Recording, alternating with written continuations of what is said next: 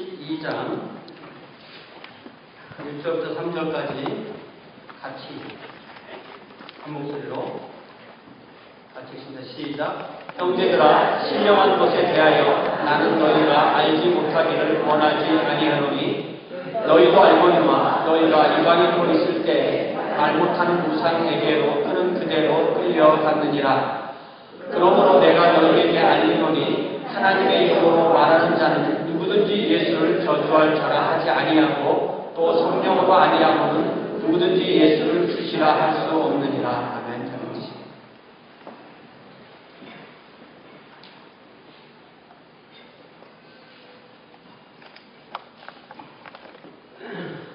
지난주 있었던 부흥회를 통하여서 우리 교회에 주신 은혜, 하나님의 은혜 참으로 감사드리고요. 수고하신 많은 분들께 감사드립니다. 말씀을 또 들으면서 또 우리 강사 목사님하고 같이 와이드도 하고 식사도 하면서 또 성도님들이 이렇게 또 강사 목사님 섬기는 동안 함께 참여하면서 제 마음에 참 고마움이 참 많이 넘쳐났습니다. 많은 대화를 나누는 중에 어느 분이 이런 말씀을 하세요. 내가 젊었을 때는 인생이 참 자신만만했었다. 그런데 살아보니까 내 삶이 내 뜻대로 안 됩디다. 그래 젊을 때는 기성세대를 거부하고 기성세대를 비판하고 자신감이 넘쳤었죠. 그러나 지나온 날들을 돌아보면 자의반 타의반 비슷하게 내가 원하는 길만 또 하나님께서 기뻐하시는 그 길만 똑바로 걸어온 것이 아님을 깨닫게 됩니다. 이제 한 해도에 나이가 들면서 기성세대를 비판하던 우리가 기성세대가 어느덧 되어버리고 비판을 하던 입장에서 비판을 받는 입장이 되고 인생이 내 마음 먹은 대로 되지 않는다라는 것을 깨닫게 됩니다.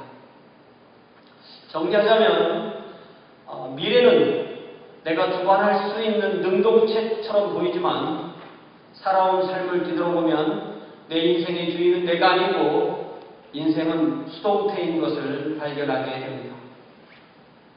잃어버리는 우리가 구원을 받는 것에서도 마찬가지입니다.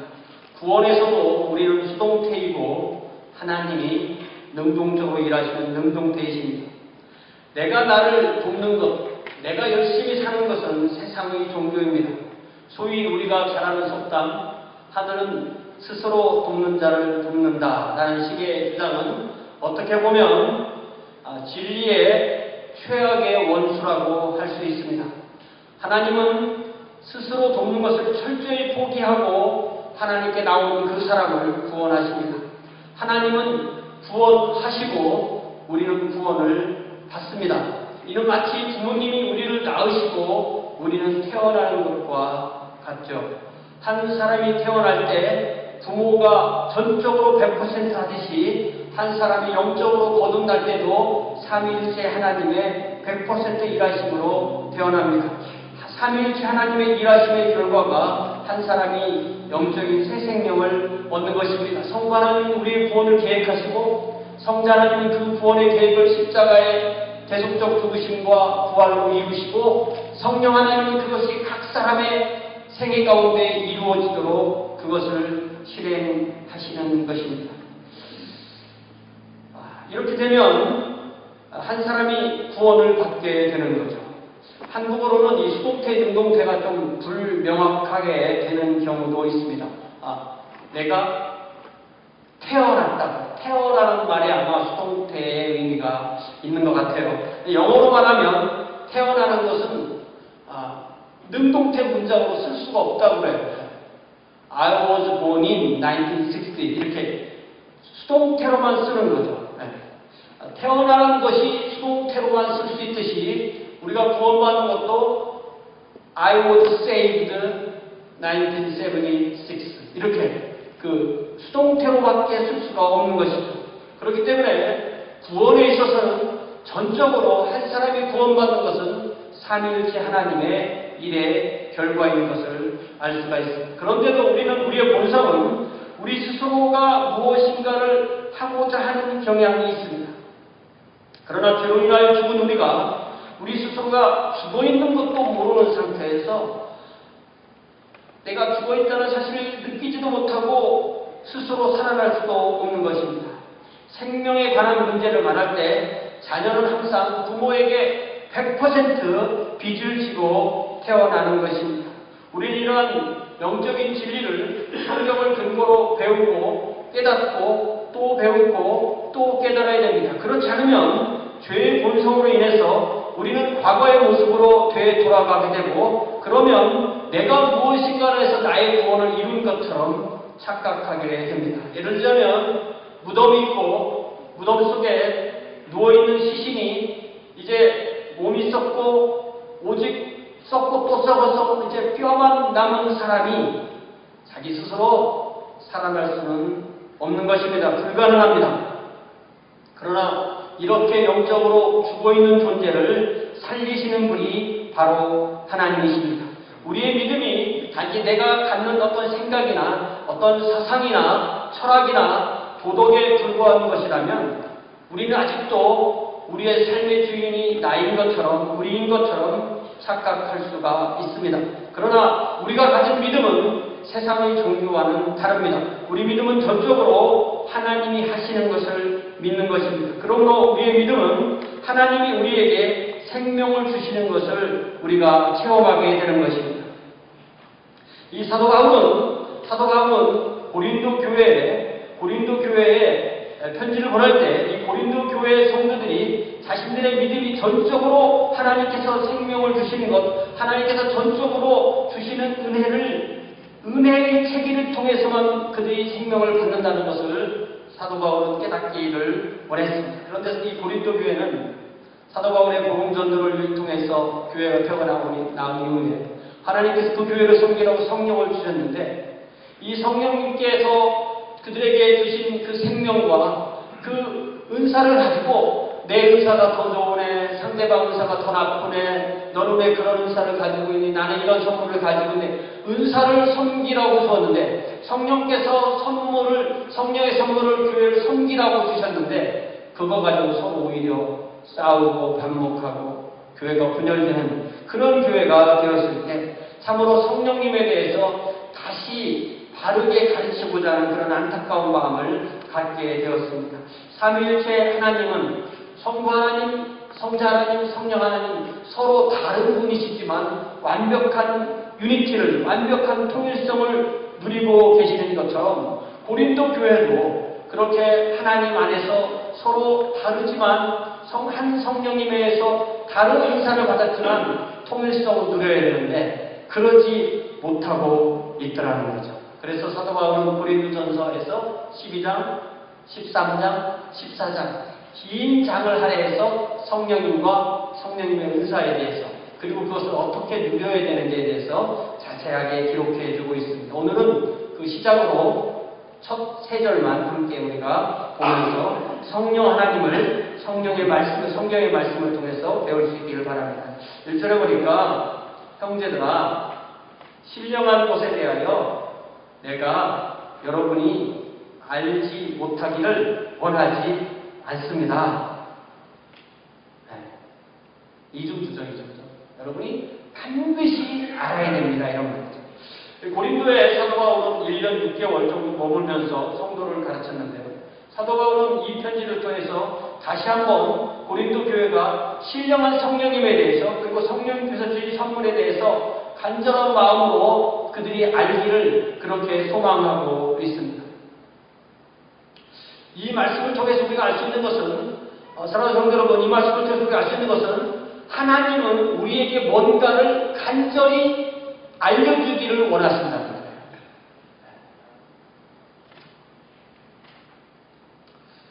하나님께서 우리에게 반드시 알아야 될 것이 있다는 것입니다. 문제는 무엇입니까? 우리는 하나님께서 알려주시기를 원하는 것은 다 안다고 생각해요. 이미.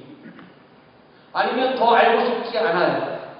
그러면서 우리는 막상 알 필요가 없는 것, 알지 않아도 되는 것, 하나님께서 감추어 두신 것을 알고 싶어 합니다. 그 결과 하나님에게서 나오지 않은 것을 마치 하나님에게 나온 것처럼 착각하고 그래서 결국 잘못된 가르침에 빠져들어가게 됩니다. 구약성경에 보면 모세가 그의 모든 사역을 다 마치고 자신의 생애 동안에 하나님께서 이루신 모든 일을 다 하나로 정리해서 긴 설교를 하는데 얼마나 길었냐면은 신명기 전체가 다 그 설교예요. 그 설교를 하면서 하나님께서 이스라엘을 어떻게 인도하시는지를 반복해서 가르치는데 그 중에 우리가 몇 번 보았겠지만 놀라운 시금석이 되는 말씀이 하나 있습니다. 여러분 성경 신명기 29장 29절을 펴보세요. 신명기 몇 장? 29장 몇 절? 29절. 그러니까 29, 29니까 조금 잘 외워지잖아요. 신명기 몇 장 몇 절? 29장 29. 신명기 2부 2부. 자, 이 신명기 29장 29절을 다 한번 펴보세요. 펴서 한번 같이 읽어봅시다. 시작. 감추어진 일은 우리 하나님 여호와께 속하였거니와 나타난 일은 영원히 우리와 우리 자손에게 속하였나니 이는 우리에게 이 율법의 모든 말씀을 행하게 하려 하심이라. 자, 여기 두 가지 일이 나오네요. 그죠? 두 가지는 뭐예요? 감춰진 일과 나타난 일. 감춰진 일이라는 뭐예요? 하나님께 속하기 때문에 알려주시지 않으신 것. 나타난 일은 뭐예요? 하나님께서 말씀을 통해서 우리와 우리의 신앙의 후손들이 반드시 알아야 될 것. 이렇게 두 가지로 일을 나눠졌단 말이에요. 이렇게 두 가지로 나누어졌는데 우리는 많은 사람들은 이 감추어진 걸 자기가 찾아냈다고 그렇게 말하면서 사람들의 영혼을 노력하는 거죠. 이미 나타난 일은 성경 66권을 통해서 하나님께서 알려주셨는데 그 성경을 알지도 못하면서 아는 것처럼 성경에 나온 말씀은 마치 시시한 것처럼 이렇게 생각하는 경향이 있다는 것입니다. 우리는 다른 것이 아니라 바로 성경 66권을 통해서 하나님께서 우리에게 알려주신 그 일을 공부하고 그 말씀을 듣고 그 말씀대로 사는 것이 우리들의 삶이 되어야 되는 줄로 믿습니다. 그러기 위해서 우리는 모이면 반드시 주의 말씀을 내려서 주의 말씀을 듣고 주의 말씀을 적용하고 이것을 어떻게 살아야 될지 우리가 배워야 하는 것입니다. 사도 바울은 특별히 고린도 교회가 신령한 것, 즉 성령의 은사에 대해서 고린도 교회가 반드시 배워서 알아야 한다고 간곡한 어조로 강조합니다. 왜 그럴까요? 성령의 은사, 성령님의 가라것도 하나님께서 우리에게 알려주시기를 원하고 있기 때문이라는 것입니다. 그것이 무엇입니까? 바로 성령님은 누구신가? 그리고 성령님은 무엇을 하시는가? 성령님께서 하시는 결과 우리에게는 어떤 일이 일어나는가? 이것을 바로 성령님 그리고 성령의 선물 이렇게 말합니다. 성령의 선물이 더 중요할까요? 성령님이 더 중요할까요? 네. 어떤 사람은 선물을 딱 주면은 선물만 딱 받고 그 사람 빠이빠이. 근데 좀 똘똘한 사람은 선물에는 덜 관심을 갖고 그 선물을 준 사람에게 관심을 가져. 그럼 어때요? 다음에 똑같지. 그런 거 아닌가요? 근데 또 어떤 사람은 난 이 선물 관심 없어요. 난 오직 당신에게 관심 있어요. 그럼 그것도 조금 준 사람이 좀 무시당하는 느낌인 거죠. 그죠? 그러니까 첫 번째로는 선물을 준 사람에게 관심을 갖고 선물도 나름대로 또 감사하고. 그렇지만 중요한 것은 선물을 주신 분이지 선물 그 자체는 2차적인 거라는 거죠. 마찬가지입니다. 어떤 사람들은 성령님에는 관심이 없고 성령의 선물에만 관심이 있는 분들이 있어요. 바보 같은 거. 성령님이 누구신가를 먼저 알아야 되고 성령님과 더 친해지고 성령님 모습, 성령님 저를 주장했어요. 그럴 때 성령님께 주신 선물도 우리가 누리게 되는 줄로 믿습니다. 그래서 사도 바울은 성령님이 주신 선물에 대한 말씀을 하기 이전에 성령님이 누구신가를 얘기하고 있는 거죠.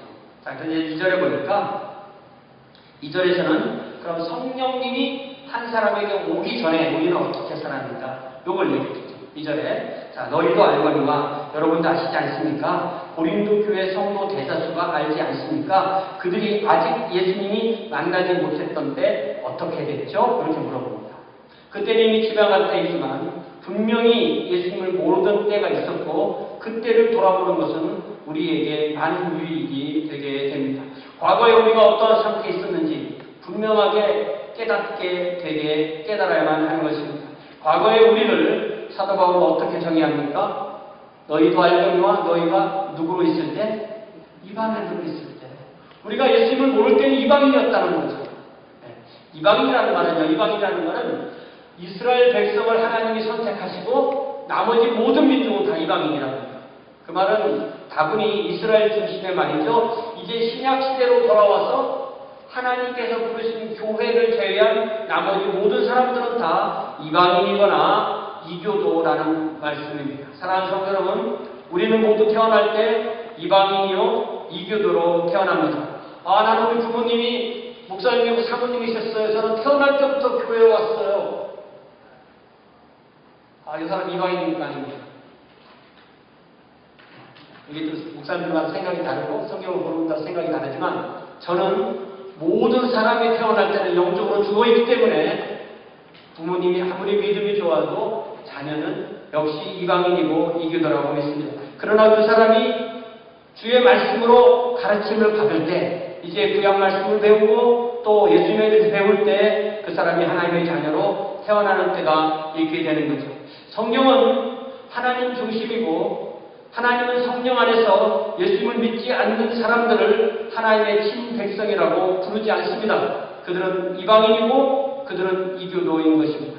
한 사람이 이방인이요 이교도로 사는 동안에 그를 영적으로 이끄는 존재가 누굽니까?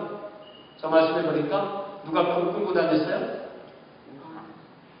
말 못하는 우상이. 말 못하는 우상이 살아서 말하는 사람을 끌고 다닙니다. 이게 무슨 말일까요? 고린도전서 8장에서는 우상은 아무것도 아니라고 했거든요. 그런데 이 우상이 너희를 끌고 다녔었다. 이게 무슨 말씀이죠?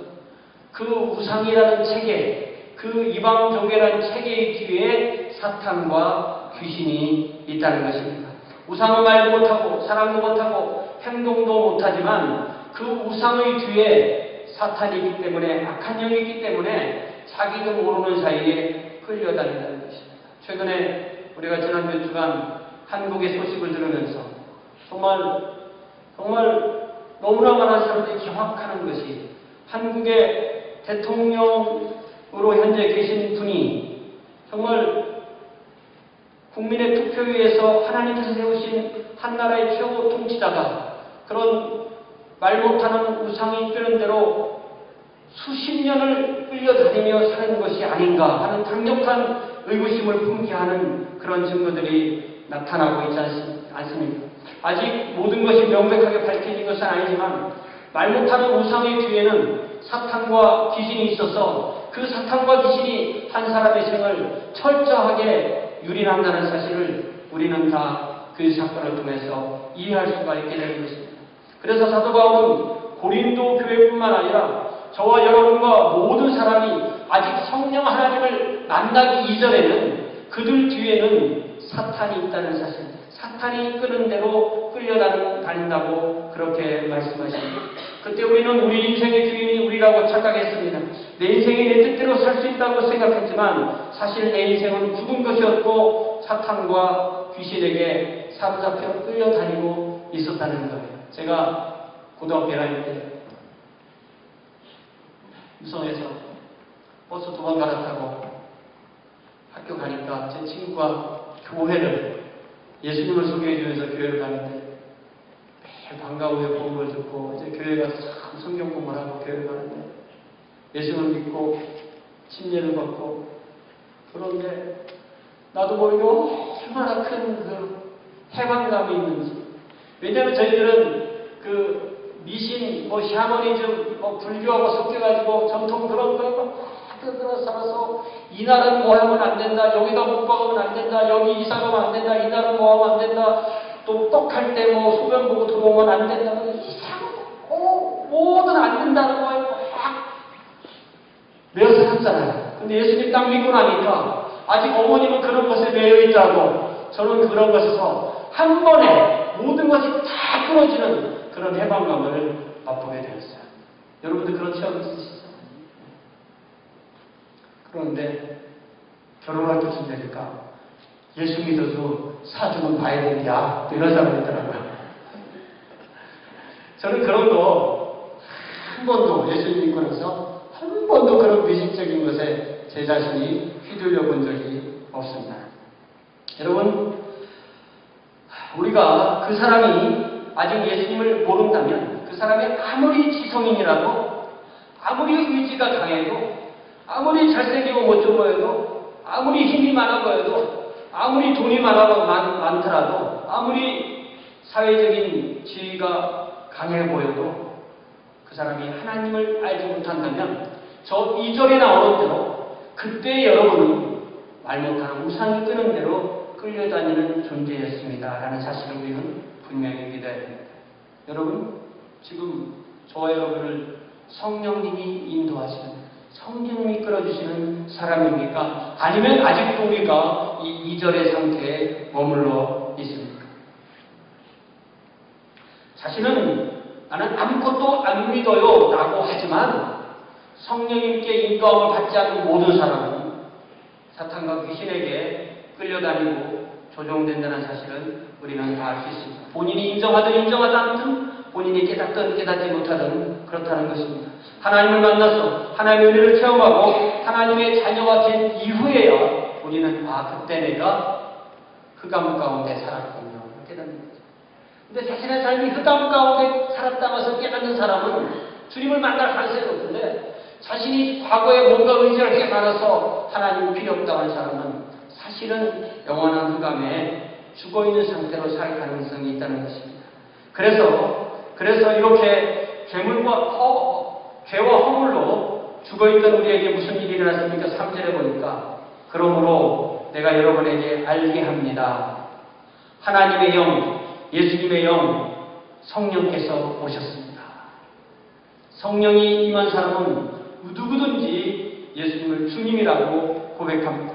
성령이 임한 사람은 누구든지 예수님께서 나의 주님이시기 때문에 예수님께 대해서 해가 되는 말, 나쁜 말을 하지 않는다는 것입니다. 사도 바울이 고린도 교회를 세우고 이 편지를 쓸 때 이 지중해 세계를 지배하던 세력은 바로 로마 제국이었습니다. 여러분, 로마 제국에서 저기서 헬라어로 퀴리오스라고 말하고 이 영어로 로드라고 말하는 이 주라는 말은요, 로마 제국에서 그래서 황제에게 쓰는 거예요. 황제. 그런데 그리스도인들은 어느 날 성령님에 의해서 예수님을 주님이라고 고백했다는 얘기는 더 이상 황제는 주가 아니라는 거예요. 그러면 황제를 주라고 인정하지 않기 때문에 그가 사회적으로 심지어는 죽음까지 이룰 수 있는 그런 신앙을 고백하게 되는 것입니다. 황제만 주도 아니고 세상의 어떤 종교나 어떤 시스템에서도 그 많은 무수한 종교들이 말하는 그 신앙의 대상도 주로 고백하지 않는다는 뜻입니다. 더 나아가서 구약성경에서 여호와 하나님을 주님이라고 그렇게 써서 그 구약성경에는 여호와 얘기된 단어를 히브리 사람들은 주님 그렇게 읽었거든요. 그래서 신약성경에서 예수님을 주님이라고 고백한다는 것은 예수님은 하나님의 아들이시고 또한 하나님이시라는 그런 고백을 하게 된 것입니다. 사랑하는 성도 여러분, 저와 여러분은 예수님을 어떻게 고백하십니까? 예수님은 저와 여러분의 주님이십니까? 여기서 설교 그만하고 여기서 진도가 안 나가면 여기서 멈춰야 돼요, 사실. 예수님은 누구십니까? 예수님은 누구십니까? 물론 사람 앞에서도 그렇게 고백해야 되지만 우리가 주님을 만나는 그 시간에 주님 앞에서 성부 하나님께서 하늘 그 문 앞에서 예수는 너에게 누구냐고 물어봤을 때 예수님은 저의 주님이십니다라는 그 고백을 할 수 있습니까? 그 고백을 거기서 할 수 있다면 여기서도 할 수 있는 신앙, 그 신앙이 바로 성령께서 그에게 주신 신앙이라는 것입니다. 성부께서 구원을 계획하시고 감독하시고 성자께서 행하시고 이루신 구원을 우리 각자에게 자신의 믿음으로 오게 하시는 그 성령님의 일하심에 의해서 누가 물어보아도 누가 어떤 상황에 물어봐서도 예수님은 나의 주님이십니다라고 고백할 수 있는 그 사람이 바로 하나님의 자녀가 되는 것입니다. 여러분, 제가 어떤 멋있는 사람 보고 저 사람을 내 아버지로 삼아야 되겠다. 제가 아버지 그러면 그 사람이 너 내 아들 이렇게 하시나요? 안 하죠. 아버지가 나를 낳아주었기 때문에 내가 아버지라 부르는 거죠. 우리가 예수님을 구주로 믿고 하나님을 아버지라고 부르고 하는 것은 내가 하나님을 아버지라고 불렀기 때문에 하나님의 아버지가 되는 게 아니라 성령께서 우리를 그 믿음을 주시고 그렇게 태어나게 하셨기 때문에 우리가 하나님을 아버지라고 고백할 수 있게 되는 줄로 믿습니다. 자, 그래서 우리에게 이렇게 구체적으로 우리에게 오셔서 우상에게 끌려가 있는 우리를 하나님의 자녀로 만들어주신 하나님이 계신데 그분을 성경은 뭐라고 하냐면 성령 하나님이라고. 요한복음 16장 한번 찾아보세요. 요한복음 16장. 성령님, 요한복음 14, 15, 16, 17장은 예수님께서 이 땅의 사역을 다 마치시고 하늘나라로 가시기 전에 제자들에게 성령님을 소개해 주는 장이에요. 신약 성경의 성령장을 하면 요한복음 14, 15, 16, 17장인데 꼭 뭐 같으냐면은 제가 어저께 봤던 그 프로레슬링 보니까 위에서 막 경기하던 분이 그 다음 사람에게 딱 이렇게 매치해주고 가려면 어떻게 해요? 손톱바닥을 탁 쳐주고 가죠. 내지는 바톤 달려가지고 바톤을 탁 넘겨주듯이 예수님께서 이 땅의 사역을 다 마치시고 이제 성령님께 이렇게 넘겨주실 때 제자들에게 성령님이 누구신지에 대해서 알려주시는데 그 중에 특별히 성령님이 오셔서 하시는 일을 요한복음 16장에서 말씀해 주세요. 8절에 보니까 그가 와서 뭐에 대하여? 죄에 대하여. 뭐에 대하여? 의에 대하여. 뭐에 대하여? 심판에 대하여 세상을 책망하시니라. 이 책망한다는 말은 영어로 컨빅트라고 이렇게 번역했는데 꾸짖어서 깨닫는다는 거죠. 그러니까 어떤 사람이 하나님께서 원하시는 대로 죄에 대해서, 의에 대해서, 심판에 대해서 깨닫게 되면 그것은 바로 성령님이 그 사람을 꾸짖어서 그렇게 깨닫게 하신다는 말씀이에요. 자, 죄에 대하여라면 그들이 나를 믿지 아니하며 구절해. 이게 무슨 말이에요? 그동안은 죄라는 것은 사회적으로, 윤리적으로 나쁜 행동하고 나쁜 짓 하는 게 죄인 줄 알았는데 근본적인 죄는 하나님이 보내신 예수님을 믿지 않는 게 죄였구나 라는 것을 깨닫는 것, 그렇게 깨닫게 하시는 분은 바로 성령 하나님이라는 말씀이죠. 10절에 의에 대하여는 내가 아버지께로 가니 너희가 다시 나를 볼 수 없으며 이제까지는 의의 기준을 세상의 기준으로 생각하고 세상에 이렇게 잘하면 의고 이렇게 못하는 것이 의가 아니라고 생각했지만 성령님께서 오시고 나서 의의 기준은 예수 그리스도시구나. 우리가 이루지 못한 그 의를 예수님께서 십자가에서 먼저 이루셨고 그 예수님을 내가 내 마음의 구주와 주님으로 받아들이면 하나님이 원하시는 그 의가 나의 의가 되는구나. 내가 의의 기준이 아니고 예수님의 의의 기준이 되시는구나. 이것을 깨닫게 되는 거죠. 11절에 또 뭐라고 말씀하십니까? 심판에 대하여라면 이 세상 임금이 심판을 받았으며 무슨 말씀이죠? 내가 죄에 대해서 잘못 생각하고 살았고 내가 의에 대해서 잘못 생각하고 살았고 그렇게 살다 보면 어느 날 사탄이 심판을 받듯이 나도 심판받을 수밖에 없구나. 내가 생각하는 죄의 개념, 내가 생각하는 의의 개념이 아니라 하나님이 성령 안에서 깨닫게 하시는 죄와 의의 개념을 가지고 있을 때 나는 그 심판에서 면하고 예수님께서 나를 위해서 받아주신 그 심판 때문에 나는 하나님으로부터 심판을 받지 않게 되는구나 라는 것을 깨닫게 하신 분은 누구시라고요? 성령 하나님입니다. 이렇게 한 사람이 거듭나서 본 어게인에서 회심을 통과해서 회개하고 믿음을 통과해서 하나님의 자녀가 되는 그 영적 탄생의 비밀에는 반드시 누가 계시냐면 성령님이 계신 것입니다.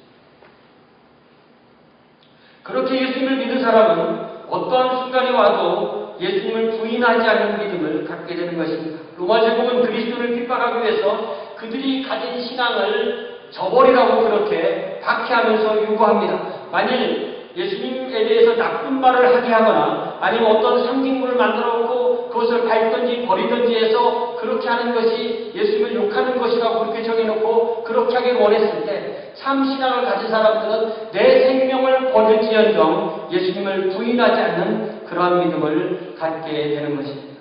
사도 바울은 누구든지 하나님의 영으로 말하는 자는 예수님을 저주할 자라고 말하지 않는다고 했습니다. 자, 여러분 이 말씀 들으면 떨려요? 아니면 자신이 만만해요? 자, 다시 봅시다. 누구든지 하나님의 영으로 말하는 자는 예수를 저주할 자라 하지 아니한다고 했어요. 그죠? 자, 지금 이 시간에 미국에 잘 일어나는 일이니까 권총을 들고 와서 우리 머리에 권총을 대면서 예수는 누구냐? 예수를 한번 욕해봐라. 그렇게 했을 때 나는 예수님 욕 못하고 내가 죽더라도 예수님 욕 못한다. 그럴 자신이 있다는 시간이야.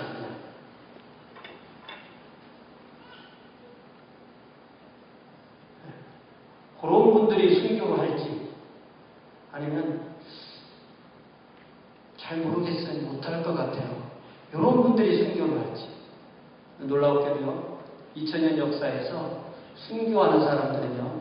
내가 순교의 기회만 오면 반드시 순교할 자신이 있다고 편지를 쓴 사람들은 별로 순교를 못했대요. 이상하죠?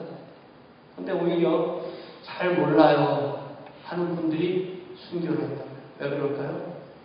순교하는 그 신앙도 우리 것이 아니기 때문에 그렇습니다.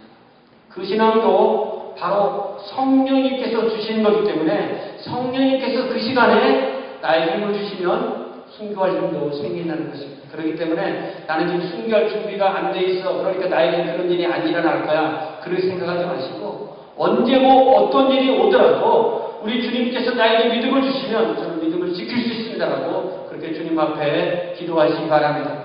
그런데 놀라운데도요. 어떤 분들은 참 그리스도인인데 주님을 저주하는 사람도 있어요. 그런 케이스는 없으면 좋겠죠. 그런데 그런 분들도 있어요. 그러면 그의 신앙이 잘못된 거예요. 저주하게 잘못된 거예요. 그러나 그 이후에 그 생명을 얻고 다시 회개하고 다시 주님 앞에 붙들리는 그런 경우도 있습니다. 우리는 지금 내가 예수님을 믿은 것도 내 능력으로 내 의지로 믿은 것이 아니듯이 우리가 어떤 상황에서도 내 믿음을 지킬 수 있는 것도 내 힘으로 지킬 수 있는 것이 아니라는 사실을 믿을 때 우리는 우리의 신앙이 전적으로 하나님께서 우리를 끌어가시는 신앙이라는 사실을 깨닫게 되는 것입니다. 그럴 때 우리는 하나님께 영광을 돌리는 그러한 신앙을 하게 되고 또 하나님께서 기회를 주시면 정말 우리의 생명을 순교의 제단에 피를 뿌릴 수 있는 그런 지경까지도 이르게 되는 것입니다. 다시 한번 말씀드립니다. 우리의 삶은 우리가 능동태로 결정하고 한 걸음 한 걸음 나아가는 것 같지만 살아보면 우리의 삶의 주인은 삼위일체 하나님이심을 깨닫게 되는 것입니다.